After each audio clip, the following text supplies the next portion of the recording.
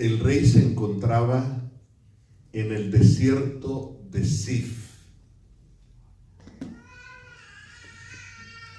De pronto le llegó a él la noticia que los enemigos de Israel, los filisteos, habían llegado para atacar el país.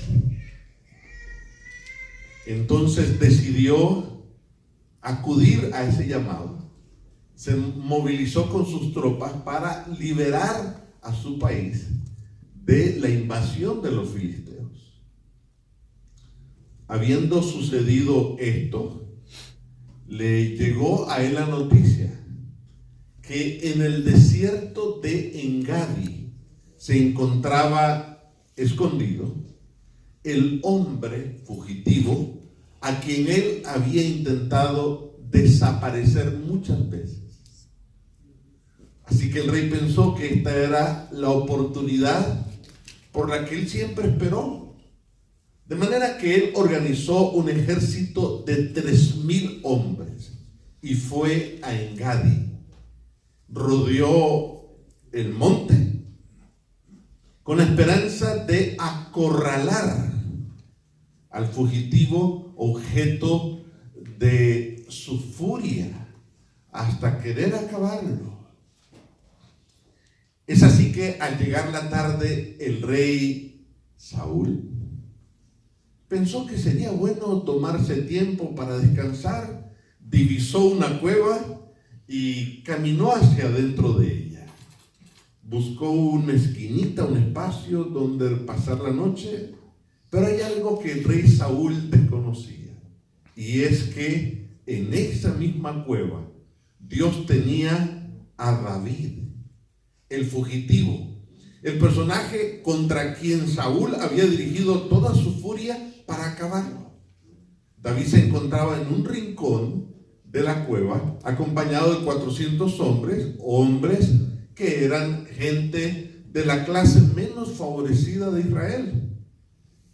Y una vez que estaba allá adentro, estos 400 hombres sabían que Saúl era el que intentó muchas veces quitarle la vida a David. Entonces le dijeron a Saúl: papayito, lo tienes aquí en tus manos. ¿Acaso Dios no te había dicho que Él te lo entregaría en tus manos? Papá, dale, es tuyo. Dios te lo ha puesto en tus manos. Y la respuesta de David fue: estas manos no van a tocar al ungido de Jehová. O sea, en otras palabras, David no pagaría con mal a quien mal había procurado en contra suyo. Los 400 hombres estaban que reventaban la cuerda del deseo de ir sobre Saúl y acabarlo. Y David tuvo que ponerlos en su lugar. Contra el ungido de Jehová nadie se levanta, porque tener la oportunidad de herir a quien nos ha herido y no hacerlo es lo que nos distingue de la gente mala. Pero entonces David tuvo una mejor idea y les dijo a sus muchachos: papayito, nomás fíjese lo que voy a hacer. Y con sigilo y sin que ninguno de ellos se dieron cuenta, ni siquiera Saúl, David se acercó con su inmensa espada. No era una tijera elegante como esta. Se acercó donde estaba Saúl acostado, buscó una parte de su manto, una esquinita, y cortó el pedazo. Se guardó su espada, regresó a su lugar con los muchachos, y entonces él les enseñó el trozo de tela y le dijo: nomás tantito, pero nunca hacerle daño al ungido de Jehová. Porque tener la posibilidad de herir a quien nos ha herido y no hacerlo es lo que nos distingue de la gente mala. Pasaron las horas. Llegaría el amanecer. David observó cuando Saúl salió de la cueva. Le dio unos pasos de ventaja y detrás de él fue David. Y cuando ya Saúl se había distanciado, David empezó: papaito, papaito. Saúl vuelve a ver y observa a David. Pero entonces en eso David le dice: tatita, observa la manga de tu traje, ¿ves que hace falta un trozo? Saúl se revisa su traje y dice: sí, efectivamente. Y David le dijo: Saúl, te tuve en mis manos, pero lo único que escogí hacer fue cortar una parte de tu mano. Otra vez, porque tener la posibilidad de herir a quien nos ha herido y no hacerlo es lo que nos distingue de la gente mala. Inmediatamente David se postró, como se acostumbraba en esa cultura, en reverencia ante Saúl. Allí en ese instante Saúl rompe en llanto y le dijo: David, pero si tuviste la oportunidad de deshacerte de mí, ¿por qué no lo hiciste? Otra vez regresa el pensamiento. Porque tener la posibilidad de herir a quien nos ha herido y no hacerlo es lo que nos distingue de la gente mala. Entonces Saúl dijo tres cosas. Número uno, le dijo: David, hoy he reconocido que tú eres más justo que yo. Número dos, le dijo: yo sé que la mejor época para el pueblo de Israel será bajo tu reinado. Y número tres, le dijo: te pido una cosa, David, prométeme que no vas a destruir ni a mi familia ni a mis descendientes. Y así lo hizo David, lo prometió. Como David, probablemente yo le esté hablando a alguien en esta hora que tal vez tenga un Saúl, que donde ese Saúl te mira, él intenta hacerte daño. O tal vez no tienes un Saúl, tal vez tienes una familia de Saúles. Que muchas veces tú te preguntas: ¿pero por qué? Yo no les he hecho nada, o yo no le he hecho nada a esa persona. ¿Por qué me odia? Justamente el tema de hoy se titula Amar al difícil de amar. Y la Biblia va a contestarnos esta pregunta. Vamos a abrir nuestras Biblias en el libro de Colosenses, la carta del apóstol Pablo a los hermanos de Colosa. Solamente tiene 4 capítulos, pero son sustanciosos.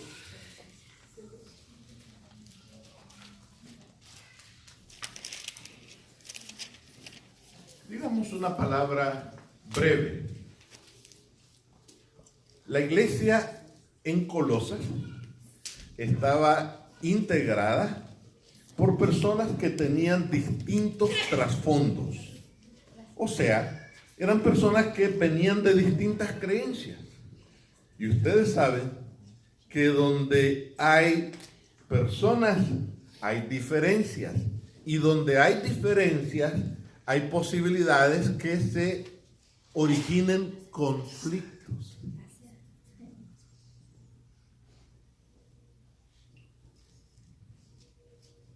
De manera que el apóstol Pablo notó que algunas cosas no marchaban bien entre los hermanos en Colosas.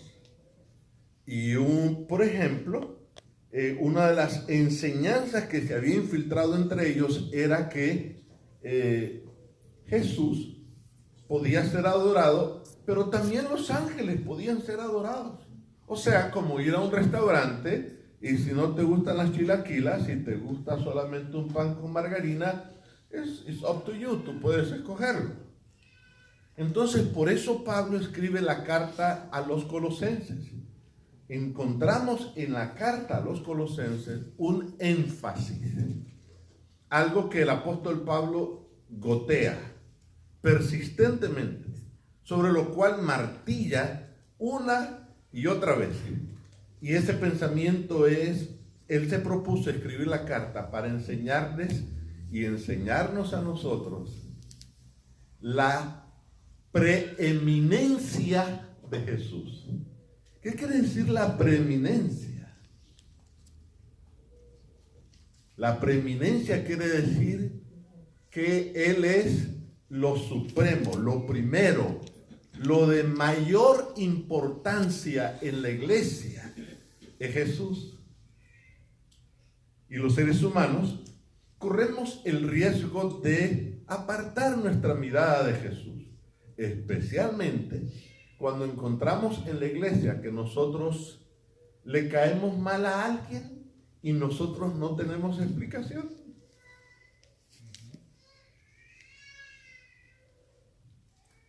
Ahora, démosle un vistazo a la carta. Cómo la carta destaca la preeminencia de Jesús. Capítulo 1 de Colosenses, versículo 16. Jesús tiene la preeminencia porque Él es el creador.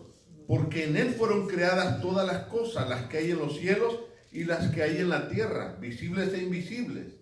Tiene la preeminencia en segundo lugar porque Él es la cabeza de la iglesia. Versículo 18. Y Él es la cabeza del cuerpo que es la iglesia, el que es el principio, el primogénito de entre los muertos, para que en todo tenga la preeminencia. En tercer lugar, que Él tenga la preeminencia porque Él es el Redentor. Versículo 20, y por medio de Él reconciliar consigo todas las cosas, así las que están en la tierra como las que están en los cielos, haciendo la paz mediante la sangre de su cruz. Versículo 22, en su cuerpo de carne por medio de la muerte para presentaros santo y sin mancha e irreprensibles delante de Él. Jesús tiene la preeminencia porque en Él somos presentados perfectos, sin manchas, ante el universo. Versículo 28, a quien anunciamos, enseñándoos, amonestando a todo hombre y enseñando a todos los hombres en toda sabiduría, a fin de presentar perfectos en Cristo Jesús a todos los hombres.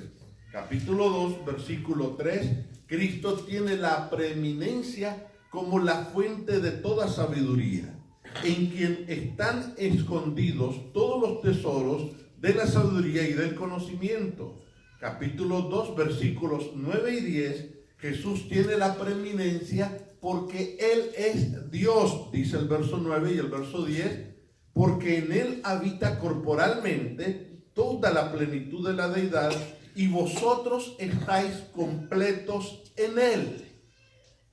Capítulo 2, versículo 15, Jesús tiene la preeminencia porque Él es el vencedor del bien sobre el mal. Versículo 15, y despojando a los principados y a las potestades, los exhibió públicamente, triunfando sobre ellos en la cruz. Capítulo 3 y el versículo 3, esto se está poniendo mejor, porque ahora nos implica a todos. Capítulo 3, versículo 3 dice, porque habéis muerto y vuestra vida está escondida con Cristo, ¿en quién? Él tiene la preeminencia en nuestras relaciones, porque en Cristo, aquella persona que me resulta problemática, conflictiva, difícil, esa persona está escondida con Cristo en Dios. O sea, goza de un revestimiento especial. Goza del privilegio de ser recubierta por Jesús, porque está escondida con Cristo en Dios. Todo iba bien hasta que eso implica también a los difíciles, a los insoportables de amar. Notemos el capítulo 3 de Colosenses. Vean cómo desde el versículo 11, de paso, observemos que hay una palabra que se repite 3 veces en esta porción. Capítulo 10 dice, y revestido del nuevo, el cual conforme a la imagen del que lo creó. Vean, primera vez que se menciona la palabra vestir o revestido. Versículo 12 empieza, vestíos pues. Y el versículo 14 dice, y sobre todas estas cosas, vestíos de amor.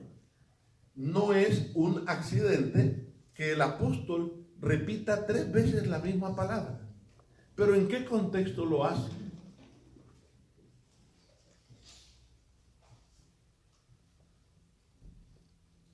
Dice el verso 13, soportándoos unos a otros.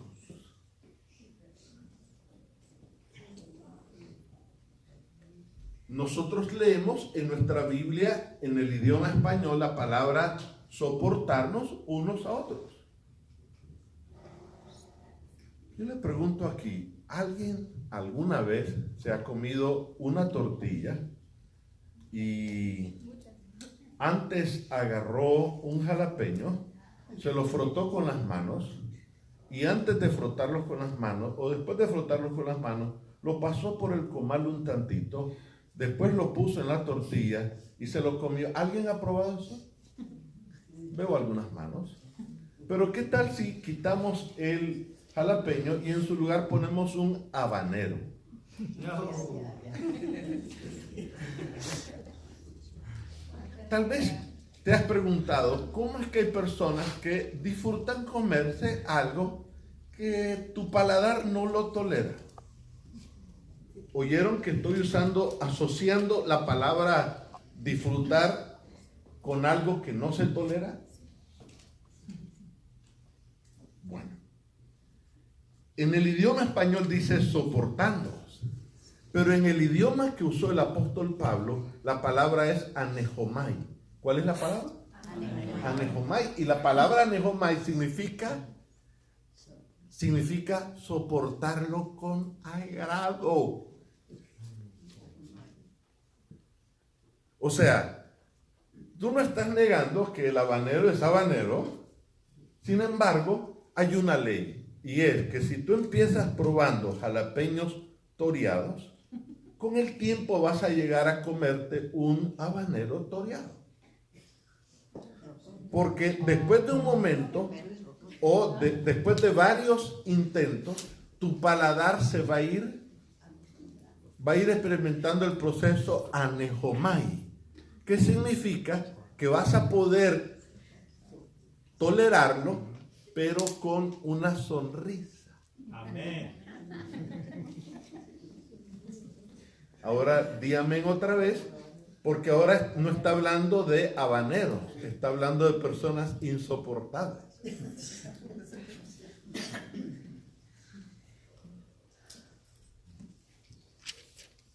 Ahora, ¿cómo entonces yo puedo soportar con agrado a alguien que no lo puedo ver ni pintado? Regresamos a la palabra que se repite 3 veces. ¿Cuál es esa palabra? ¿Ok? ¿Cuándo ocurre el proceso de ser revestido de Cristo? Gálatas capítulo 3 y el versículo 27. ¿Qué dice el apóstol Pablo? porque todos los que habéis sido bautizados en Cristo, de Cristo estáis ¿qué? Revestidos. A ver, si yo les pido a ustedes que me digan qué sucede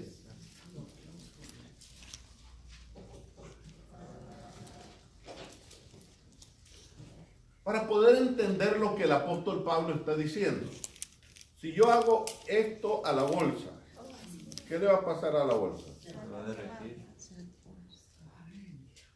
Se daña, ¿cierto?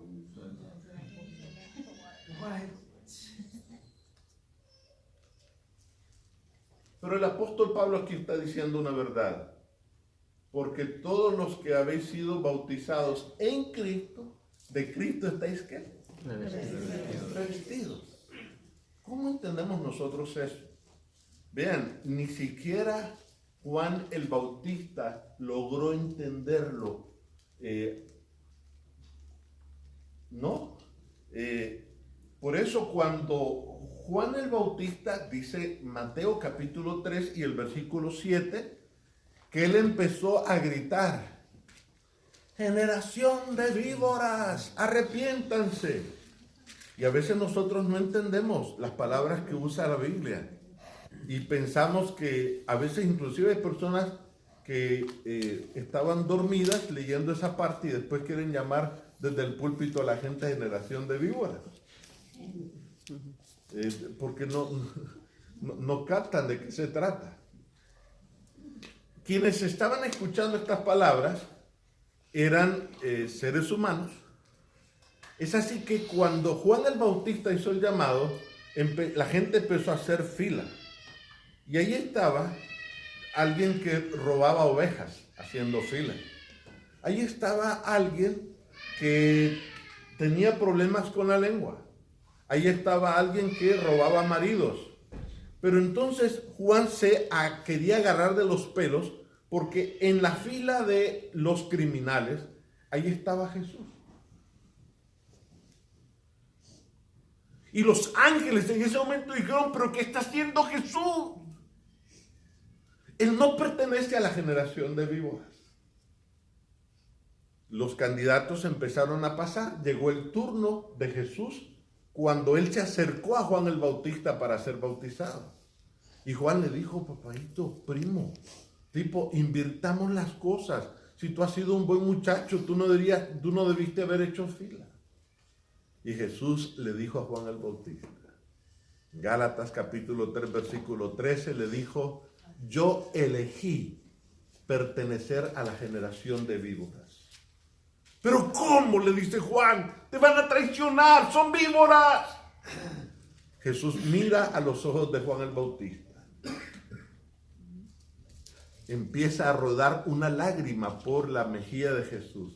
Y Jesús le dijo a Juan el Bautista: yo amo a la generación de víboras. Bautiza. Juan el Bautista sabía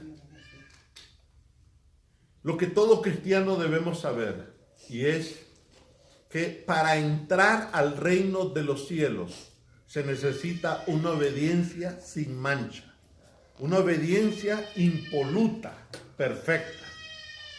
Es entonces que Jesús decidió bajar del cielo, venir a ocupar el lugar del hombre, vivió una vida sin mancha, impoluta, perfecta, una obediencia que no tuvo error nunca.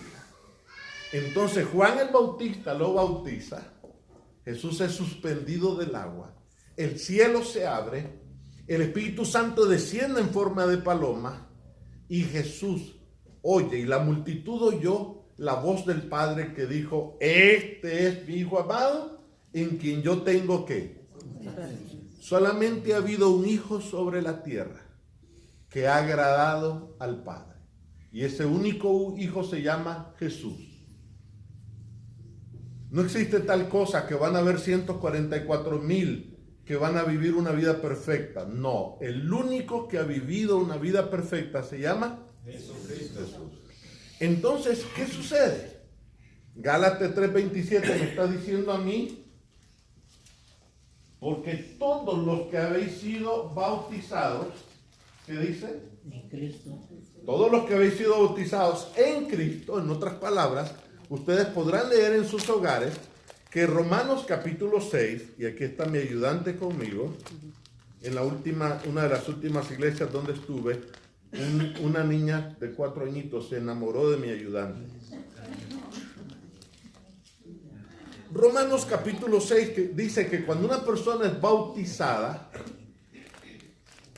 acepta la vida, la muerte y la resurrección de Jesús. ¿Y por qué se le llama vida nueva? Porque ahora está revestido ¿de quién? De Jesús. Y cuando en el cielo dice, ok, Juan Pérez, pase adelante, a ver qué vida ha llevado y a ver si lo dejamos entrar. Cuando Juan Pérez se aproxima, Jesús dice un momento, lo que es con él es conmigo. Por eso es que estamos aquí sentados. Porque nuestra única esperanza de salvación es Jesús. Amén. Por eso es que gozamos de la certeza de la salvación. Porque no es porque nos miramos a nosotros mismos. Como lo dijo un escritor sabiamente, mientras más me miro a mí mismo, veo imposible salvarme. Pero mientras más miro a Jesús, veo imposible perderme. Entonces, cuando el apóstol Pablo está hablando de la supremacía de Jesús, dice, bueno, también, cuando se trata de soportar al inaguantable, necesitamos verlo revestido de Jesús. ¿Y qué pasa cuando una persona está revestida de Jesús? ¿Está protegida? ¿Sí? Lo que la inspiración de Dios nos está diciendo es, en su palabra, que necesitamos aprender a mirar a la persona que nos resulta insoportable, mirarla revestida ¿de quién? De Jesús. De Jesús. Amén. Amén. No hay otra manera de poder sobrevivir entre nosotros. No existe otra manera.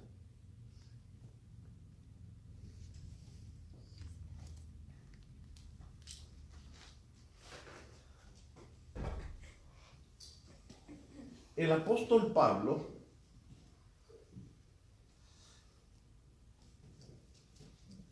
nos alienta a mirar a las personas revestidas de Jesús. Pero quiero que le demos un acercamiento al ente de lo que dice en el versículo 12. Vestíos pues como escogidos de Dios, santos y amados.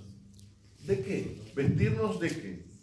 De entrañable misericordia. Hay 5 virtudes que nos anima a tener en nuestros caracteres. Número 1, misericordia. Número 2, bondad. Número 3, humildad. Número 4, mansedumbre. Y número 5, paciencia. Y está hablando de soportarnos los unos a los otros. De paso,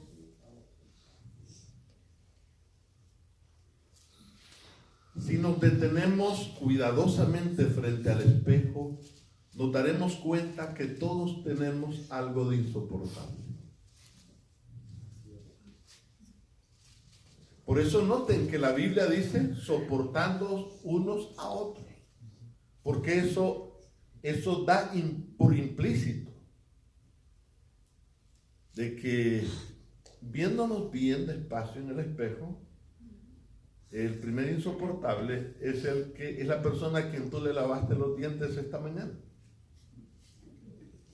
El primer insoportable es la persona a quien tú le serviste cereal con banano, plátano esta mañana.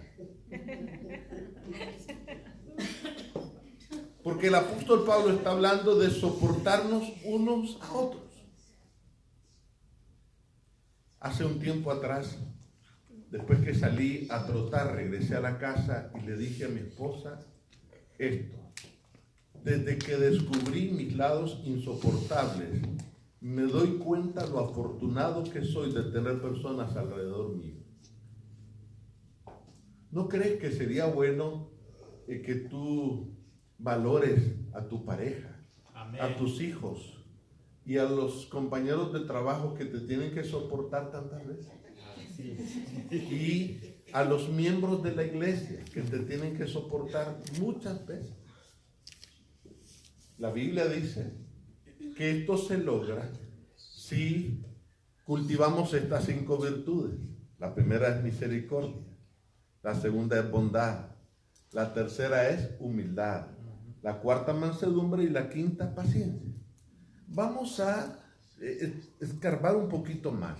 La palabra misericordia que aquí usa el apóstol Pablo es oiktirmos y significa sentir compasión por alguien que está oprimido.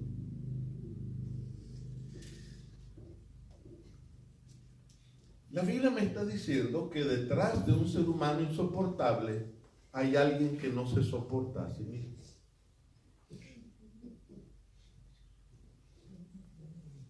Hay un oprimido. Y la segunda virtud es la palabra bondad. Y la palabra bondad significa tener consideración para alguien débil. Externamente tú dices, bueno, es que esta señora yo no la aguanto.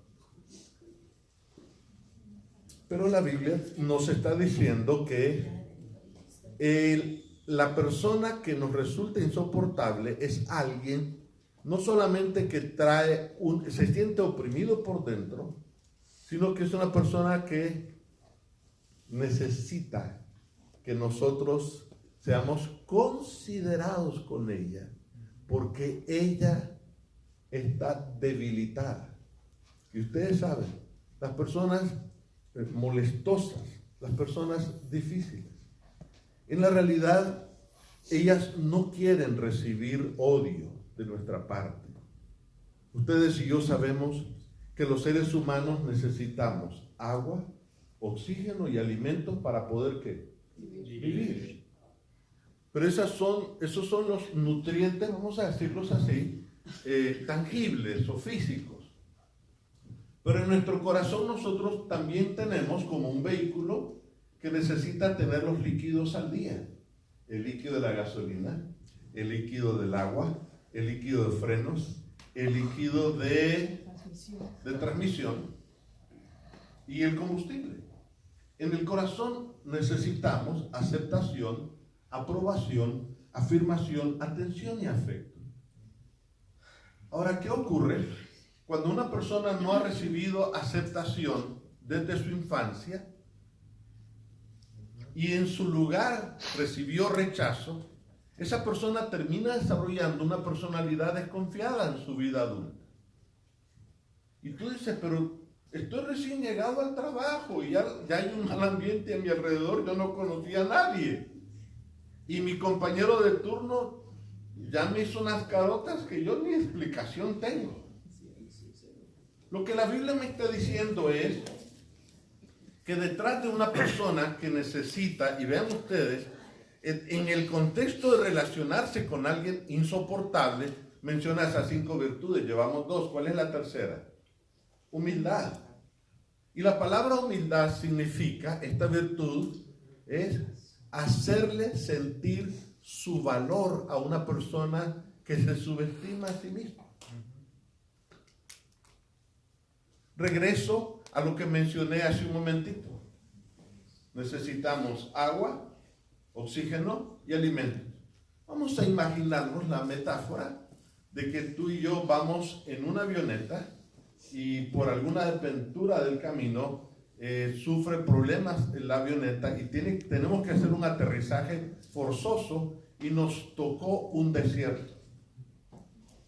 Después de caminar horas, el agua que traíamos en la cantimplora se nos ha agotado y empezamos a sentir ¿qué? Sed. Pero ahora tenemos que escoger qué opciones son las que hay. Y caminamos y al día siguiente encontramos un depositorio de agua, un oasis, un ojo de agua. Nuestro instinto nos dice que debemos de luchar por vivir a como sea. La persona que no ha recibido aceptación, ni aprobación, ni afirmación, ni atención, ni afecto, entonces va a generar, en lugar de aceptación, rechazo. En lugar de aprobación, descalificación. En lugar de afirmación, menosprecio. En lugar de atención, va a ser indiferente. Y en lugar de afecto, desamor. Y va a mostrar una personalidad dura, ruda, censuradora, criticadora. Regreso al ejemplo del desierto.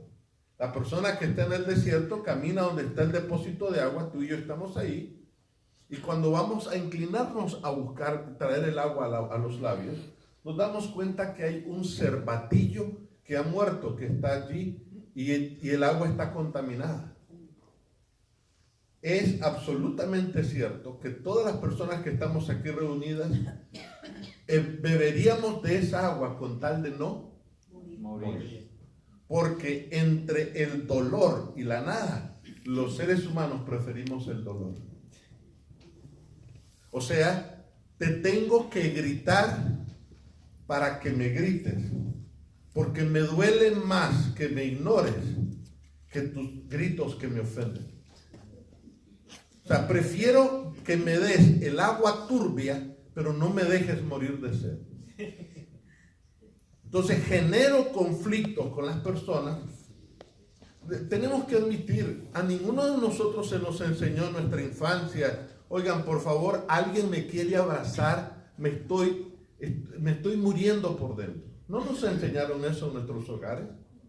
Por favor, agárrame de la mano y sosténme con tu mano, es todo lo que necesito.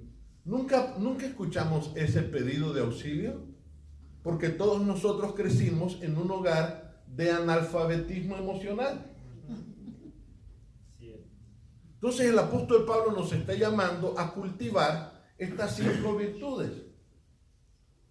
Y vean, cuando menciona la palabra mansedumbre, una persona mansa es alguien que le comunica paz, bienestar y tranquilidad a una persona que trae la vida turbada por dentro.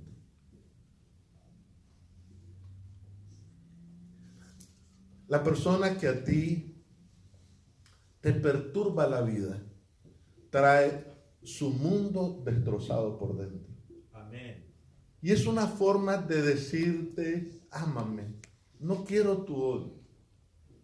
Solo que no me enseñaron a pedir amor, no me enseñaron a pedir aceptación, no me enseñaron a pedir aprobación, no me enseñaron a decir, por favor, denme un toquecito de afirmación. Me siento muy inseguro por dentro.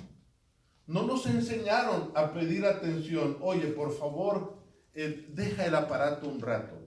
Necesito que me escuches mirándome, haciendo contacto con los ojos. No nos enseñaron eso.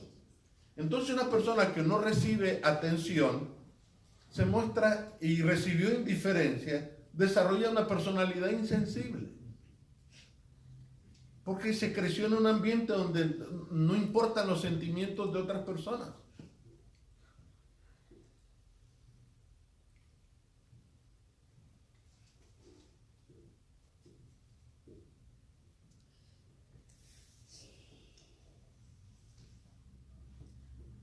Ahora entendemos por qué la Biblia dice que la insignia oficial de los cristianos es el amor. Juan 13:35 dice, y en esto conocerán todos que son mis discípulos si guardan el sábado. No. Y en esto conocerán todos mis discípulos si devuelven los diezmos. No. Y en esto conocerán todos que son mis discípulos si que os améis, ¿qué? Y hoy la Biblia nos ha dicho que todos tenemos algo de insoportable. Hoy el Espíritu Santo nos ha dicho que nos necesitamos unos a otros aquí en la iglesia. En cierta ocasión, en una iglesia cerca de allá, lejos de aquí, un miembro le dijo a su pastor: pastor, yo me voy de la iglesia porque esta gente es hipócrita. Y aquel pastor le dijo: mira, ten cuidado a donde vayas, porque donde llegues la vas a arruinar. Porque todas las personas tenemos algo de insoportable. Todas las personas. ¿Será que nosotros necesitamos ver a las personas que nos rodean revestidas de Jesús? El apóstol Pablo concluye con esas palabras que dicen: de la manera que Cristo os perdonó, así también hacedlo vosotros. Era el inicio del año escolar. El profesor Smith tenía la fama entre los estudiantes que sus clases tenían mucho contenido de la sabiduría de la vida. Así que muchos estudiantes querían inscribirse en su materia. Ese día, Sally, la joven de nuestra historia, había decidido registrarse para tomar el curso con el profesor Smith. Sally entró, se sentó y en la entrada el profesor le entregó una hoja en blanco. Y ella miró a todos los compañeros porque la instrucción del maestro fue: vas a dibujarle el rostro de una persona que te cae mal. Y asegúrate de dibujarla como más le puede ofender a ella. Así que miró a la mano derecha donde ella estaba sentada y una muchacha estaba dibujando a otra mujer porque le había robado su novio. La hizo con cara de bruja. Se fijó al lado izquierdo que había un compañero que dibujaba el rostro de su hermano menor porque éste le había hecho un tiradero y había destruido cosas en su habitación. Ahora, Sally había decidido dibujar el rostro del profesor Smith y le hizo una nariz grotesca, unos ojos deformados, el rostro con muchos huecos como erupciones volcánicas. Fue un asunto desagradable. Pero entonces ella observó que enfrente en la pared había un tiro al blanco inmenso y los compañeros estaban haciendo fila para pegar su papel con la figura, con el rostro de la persona que ellos consideraban insoportable. Y entonces todos hacían fila lanzando dardos contra el tiro al blanco. Y ya se miraban los rostros destrozados, la cara desfigurada, los labios rotos completamente. Sally miró su papel y estaba listo el dibujo grotesco que ella había hecho del profesor Smith. En eso el profesor Smith dijo: muy bien, la actividad se ha terminado. Yo no voy a pasar. Ella se enojó. El maestro había anunciado que la actividad se había terminado. Caminó hacia el frente donde estaba la pared con el tiro al blanco y el maestro empezó a quitar el papel que estaba encima. Y detrás de ese papel del tiro al blanco empezó a aparecer el rostro de Jesús. Y el rostro de Jesús estaba rasgado, estaba roto, desfigurado. Y Jesús dijo, y el profesor dijo lo que dijo Jesús: por cuanto lo habéis hecho a uno de estos mis hermanos más pequeños, a mí lo hiciste. Yo te quiero hacer 3 preguntas a ti. La primera pregunta es: ¿Creen ustedes que lo que más necesitamos en nuestra iglesia es saber de Jesús? Amén. Segunda pregunta. ¿Están ustedes convencidos que la única manera de soportarnos los unos a los otros es mirarnos los unos a los otros revestidos de Jesús? Amén. Pero yo sé que tú tienes a una persona que tú no la soportas. También yo tengo los míos. Y también resulto ser insoportable para más de alguno. Pero, y aquí viene la tercera pregunta. Quisieras tú decirle a Dios: Señor, ayúdame a ver a la persona que yo no la soporto. Ayúdame a verla revestida de Jesús. Amén. Miren bien, aquí no estamos diciendo que vamos a salir a abrazar a esa persona. Porque todo es un proceso. Pero que el Señor nos dé un corazón que tenga el deseo de decirle al Señor: enséñame a amar a los demás así como tú me amas. Amén.